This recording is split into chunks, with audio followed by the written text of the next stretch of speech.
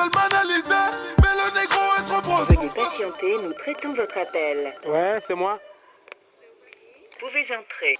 Ouais, c'est bon. Je me présente, je suis Pierre Kalikezi, manager de Workouts. Pendant cette période de confinement, on essaie aussi de se voir, ne pas arrêter les activités.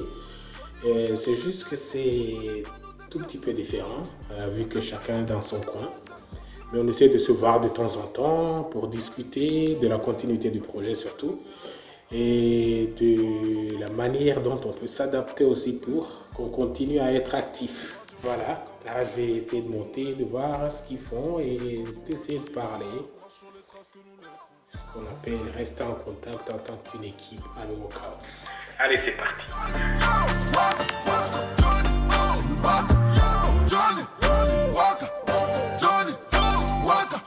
Le segment connaître Workouts reprend. Mwabonye tukinjira uhita ku ifoto yerekana aho ugeze. Buro nyine muri periode ya confinement turimo turarebera hamwe neza ukuntu projet twakomeza twayigendesha nubwo buri wese afunze nyine chacun de son côté.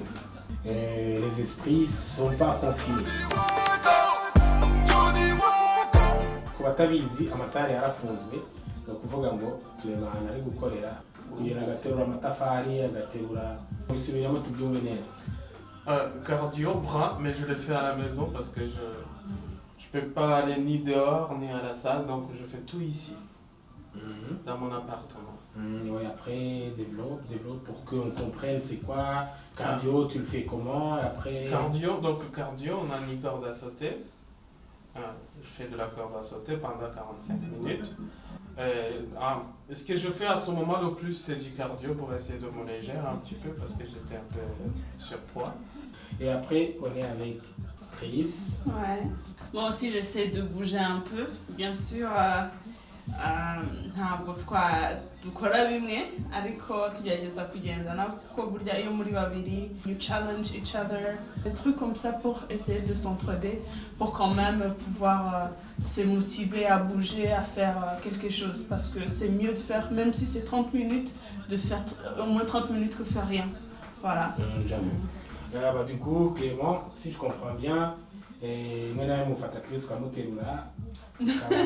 c'est égal. Ouais, ça nous arrive un petit peu quand même pour essayer d'avoir le minimum de poids, quoi.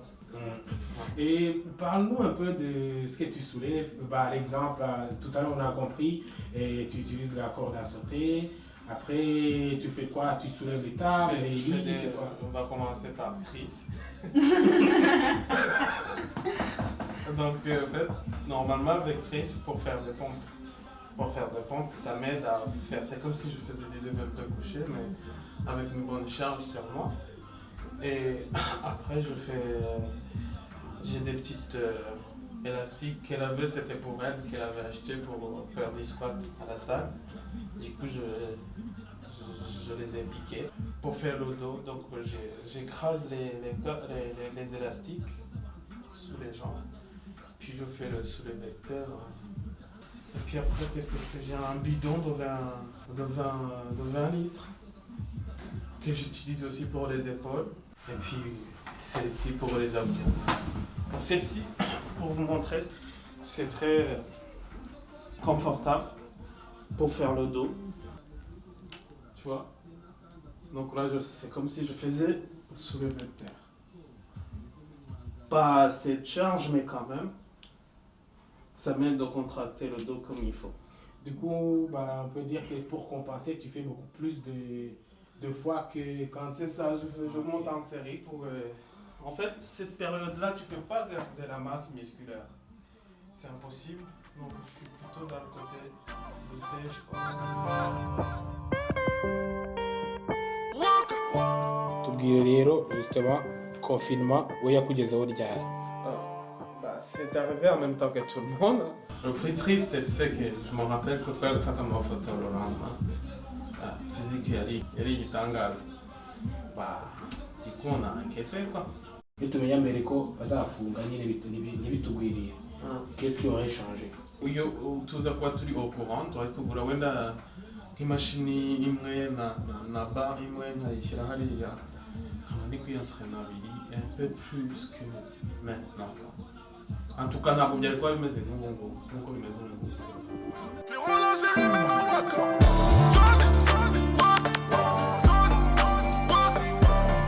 Chris, le confinement le 16 mars, Macron il a annoncé.